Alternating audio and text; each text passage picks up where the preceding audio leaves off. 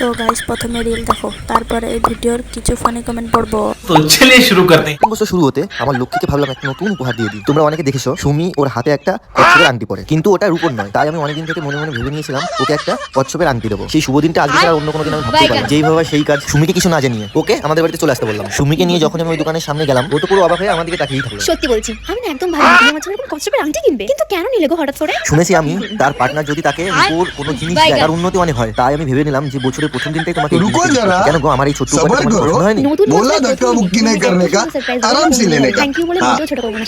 লক্ষ্মী তো বুঝলাম, এতগুলো নারায়ণের কি হবে? बात तो सही है। এত যদি লক্ষ্মী হতো তাহলে রূপর না সোনা দিত। ঠিক বলেছো। সুমি লক্ষ্মী বেড়া লক্ষ্মীকে লক্ষ্মীর টাকা গিফট দিচ্ছে। ওটা সোনু না হনু? गजब बेइज्जती है।